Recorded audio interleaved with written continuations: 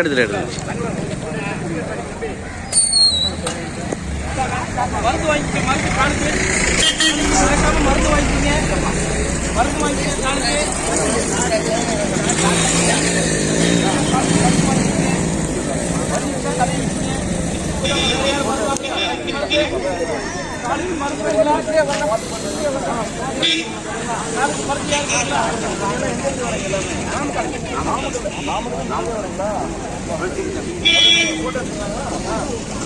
ஆமா வேற எதுவும் மருந்து வேணுமாமா?